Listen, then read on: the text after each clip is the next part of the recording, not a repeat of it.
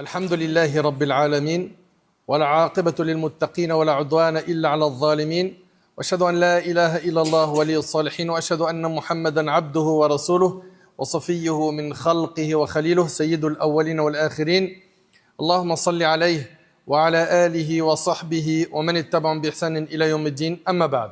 Chers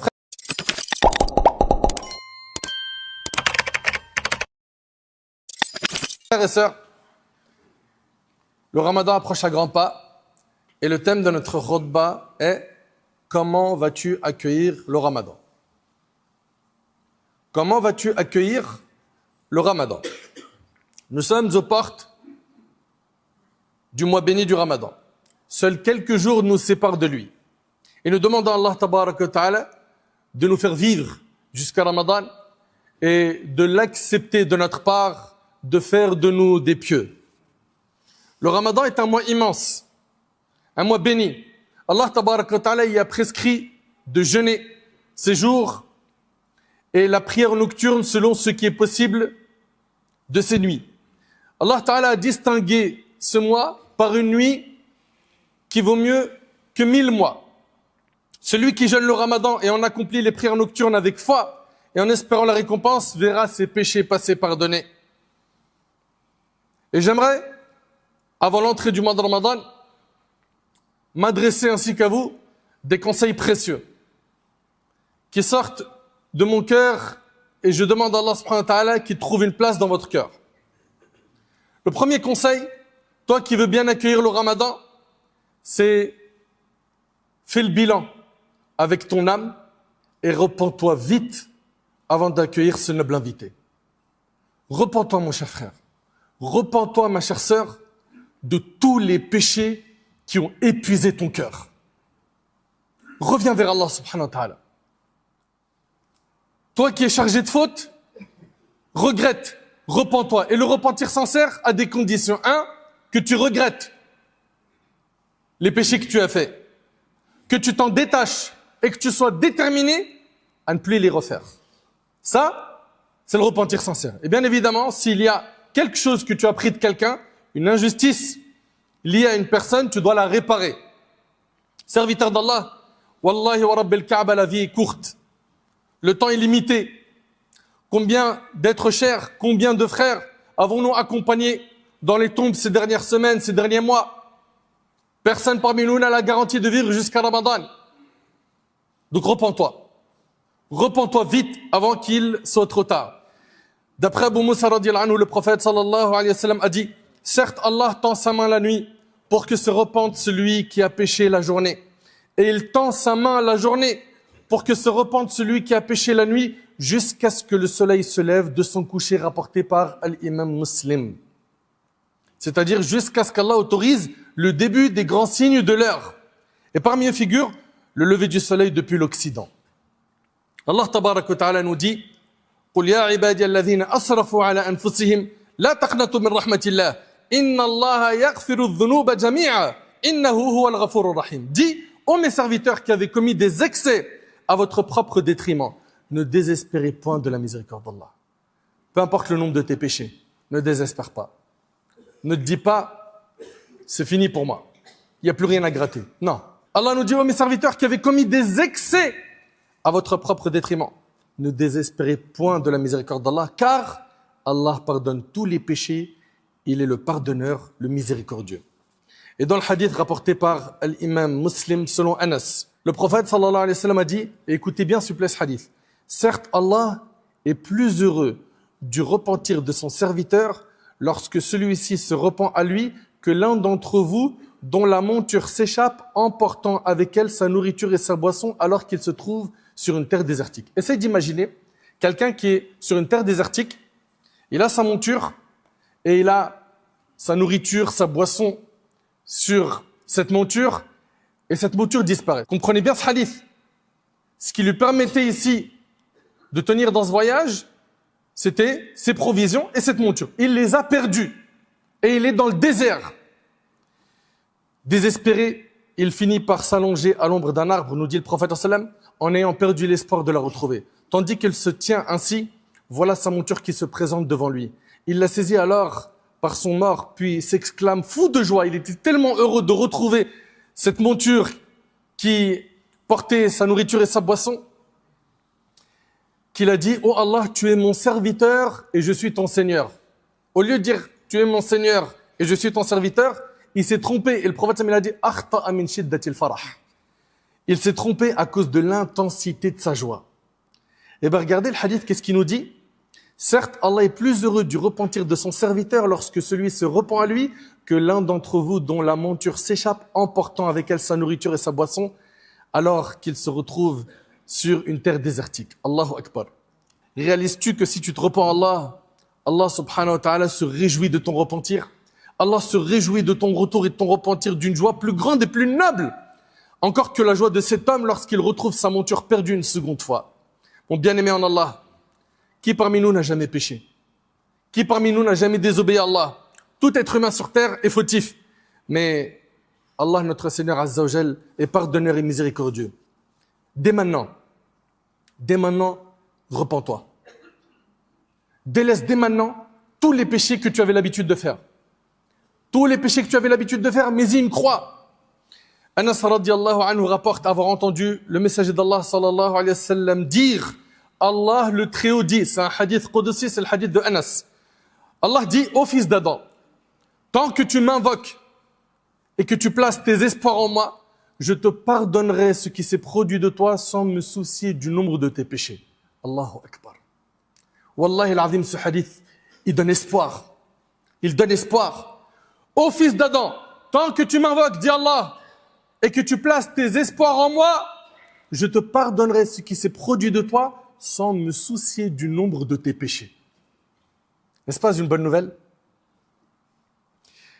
Dans la suite du hadith, ô fils d'Adam, si tes péchés ont atteint les nuages du ciel et que tu me demandes pardon, je te pardonnerai sans me soucier. Ô fils d'Adam, dit Allah, pour finir dans le hadith, si tu viens à ma rencontre avec la contenance de la terre comme péché, sans rien m'associer, je t'apporterai sa contenance en absolution. Allahu Akbar. Le premier point que j'avais à traiter avec vous, c'était l'importance du repentir sincère.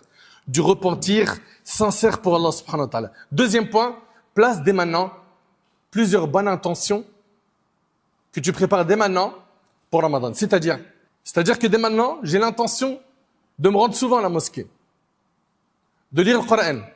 Je vais préparer un budget pour les sadaqas, les aumônes. Prépare l'intention dès maintenant de faire toutes ces bonnes actions. Dès maintenant. Si tu meurs avant Ramadan, tu auras la récompense de toutes ces actions. Pourquoi? Parce que le prophète nous a enseigné que les actions ne valent que par leurs intentions. Prépare dès maintenant plusieurs bonnes intentions. Donc le repentir sincère, la préparation de plusieurs bonnes intentions. 3, attention à ne pas te priver pendant Ramadan de la miséricorde du tout miséricordieux. Ça veut dire quoi? Fais le nécessaire pendant ce Ramadan pour t'exposer à la miséricorde d'Allah, au pardon d'Allah tabarak wa ta'ala. Le véritable perdant est celui qui traverse le mois de Ramadan sans obtenir la miséricorde du miséricordieux Azza wa Jal. Dans le hadith rapporté par Tabarani, et ses rapporteurs sont dignes de confiance, d'après Ubad ibn Samit radiyallahu anhu, le prophète sallam disait lorsque Ramadan arrivait, le Ramadan est venu à vous, un mois de bénédiction. Allah vous couvre de sa grâce durant ce mois. Il y fait descendre la miséricorde, efface les péchés, exauce les invocations et observe votre compétition dans le bien. Et il se vante de vous auprès des anges. C'est énorme en mérite. Le Ramadan est venu à vous, un mois de bénédiction. Allah vous couvre de sa grâce durant ce mois.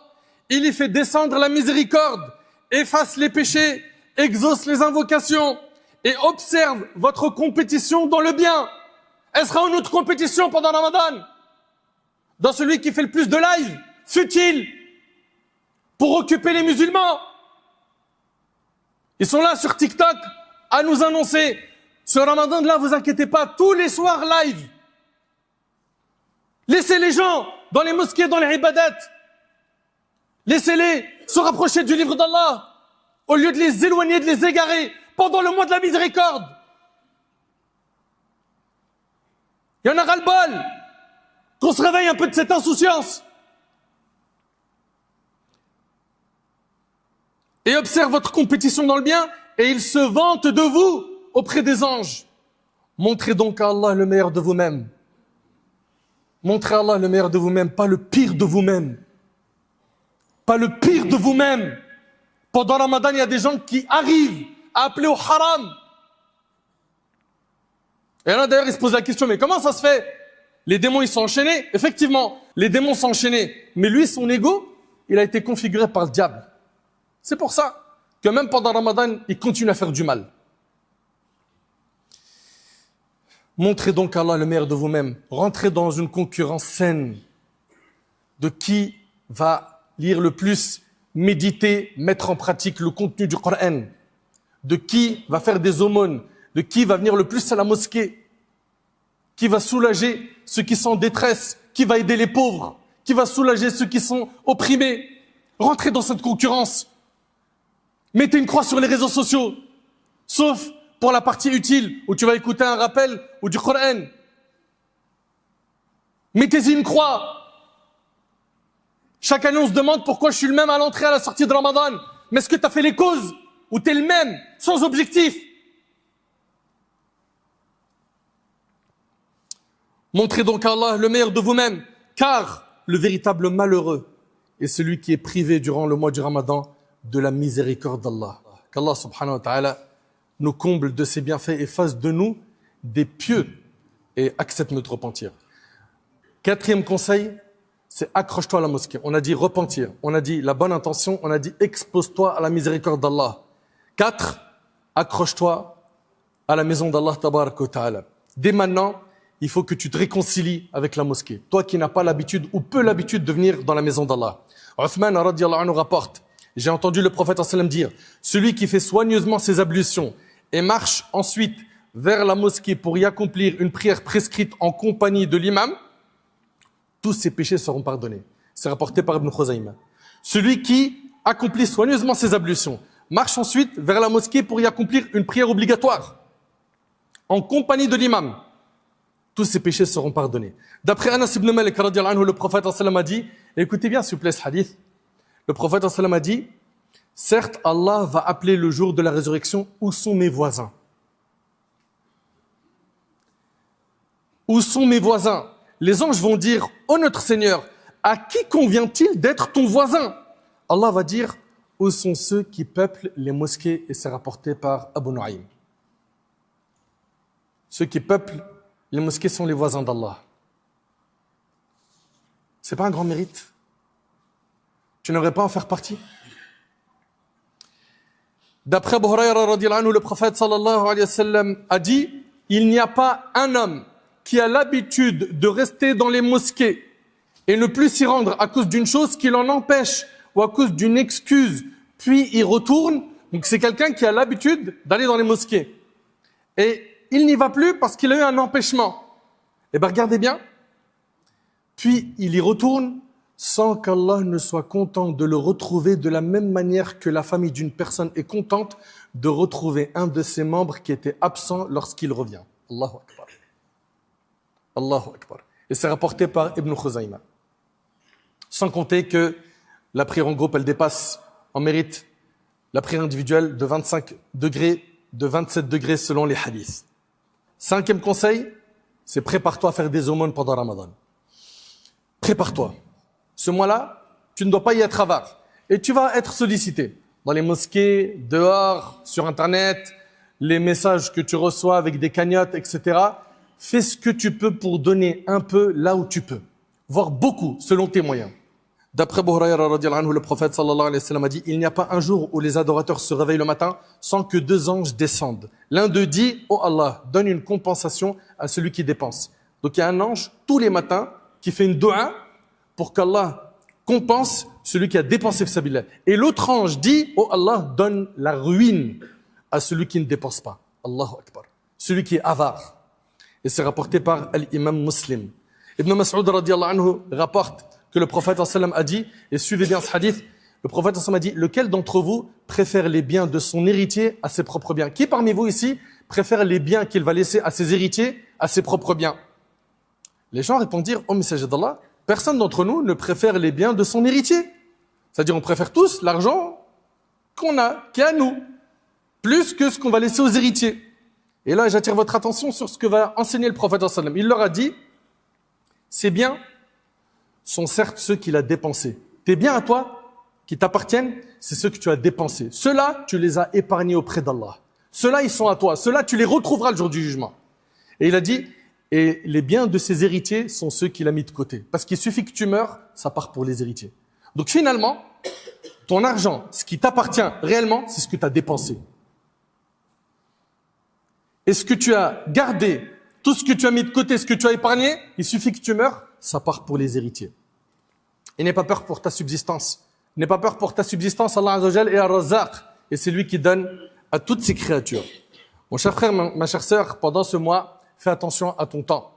Fais attention à ton temps, c'est ton capital, ce que tu as de plus cher. En fait, il faut que tu comprennes qu'on nous a dit le temps c'est de l'argent. Non, le temps c'est soit paradis ou enfer. Le temps c'est soit tu vas pouvoir, bi'idhnillah tabaraka ta'ala, te retrouver fil jannah, ou tu seras parmi les perdants, wal iyadhu billah, le jour du jugement. Donc fais attention à ton temps. Vous savez, Al-Fudayl ibn Iyad, rahimahullah, ce grand savant, il a rencontré un homme. Et Al-Fudayl, ce savant, dit à cet homme, Kam umruk? Il lui dit, quel âge tu as? Il lui dit, j'ai 60 ans. Al-Fudayl lui a dit, ça fait 60 ans que tu es en train de te diriger vers Allah, tu es bientôt arrivé. L'homme, en entendant cela, il a dit, Inna lillahi wa inna ilayhi raji'un, c'est-à-dire nous appartenons à Allah et c'est envers lui que nous retournerons. Al-Fudayl lui a dit, oh mon frère, est-ce que tu connais le sens de ce que tu viens de prononcer? Il lui a dit oui. Il lui a dit, je sais que je suis un serviteur d'Allah et que je vais retourner vers lui. Al-Fudayl lui a dit, mon frère, quiconque sait qu'il appartient à Allah et qu'il va revenir vers lui, doit garder en tête qu'il sera un jour debout et questionné auprès de sa majesté. Et quiconque sait qu'il sera debout devant Allah questionné, qu'il prépare les réponses à ces questions dès maintenant. L'homme, en entendant cela, a pleuré. Et il a dit à Al-Fudayl, et qu'est-ce que je dois faire aujourd'hui?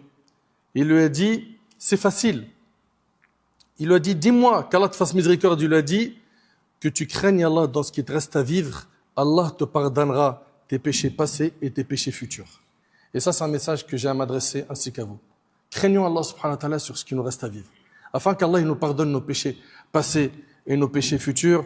Allah tabarak wa ta'ala nous dit, وَيَوْمَ نُسَيِّرُ الْجِبَالِ وَتَرَى الْأَرْضَ بَارِزَةً وَحَشَرْنَاهُمْ فَلَمْ نُغَادِرْ مِنْهُمْ أَحَدًا وَعُرِضُوا عَلَى رَبِّكَ صَفًّا لَقَدْ جِئْتُمُونَ كَمَا خَلَقْنَاكُمْ أَوَّلَ مَرَّةٍ بَلْ زَعَمْتُمْ أَنْ لَنْ نَجْعَلَ لَكُمْ مَوْعِدًا وَوُضِعَ الْكِتَابُ فَتَرَى الْمُجْرِمِينَ مُشْفِقِينَ مِمَّا فِيهِ وَيَقُولُونَ يَا وَيْلَتَنَا ما لهذا الكتاب لا يغادر صغيرة ولا كبيرة إلا أحصاها ووجدوا ما عملوا حاضرا ولا يظلم ربك أحدا. Mentionne le jour où nous mettrons les montagnes en mouvement et où on verra la terre totalement aplanie. Nous rassemblerons les hommes sans en omettre aucun. Aucun homme sera oublié pour le jour du jugement. Ils seront présentés en rang devant ton Seigneur et on leur dira, vous voilà venus à nous tels que nous vous avons créés la première fois. Pourtant, vous prétendiez que nous ne vous fixerions pas de rendez-vous. On déposera le registre des actes de chacun dans sa main et on verra ceux qui se rendaient coupables de kufr, effrayés par son contenu, dire « Malheur à nous !»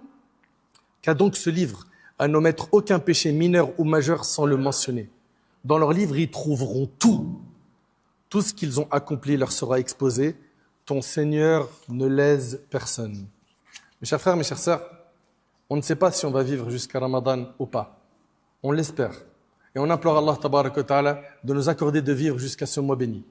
Et on implore Allah tabaraka wa ta'ala de nous accorder un repentir sincère. Et on implore Allah tabaraka wa ta'ala d'améliorer notre situation. Dès maintenant, on se prépare. Dès maintenant, on se repent. On fixe des bonnes intentions. On s'expose à la miséricorde d'Allah tabaraka wa ta'ala pendant ce mois béni. On prend la décision d'avoir une relation étroite avec la mosquée, avec le livre d'Allah, qui, comme dans un hadith, il intercédera en la faveur de celui qui lui a donné beaucoup de temps, comme nous l'a enseigné notre bien-aimé alayhi salatu wassalam.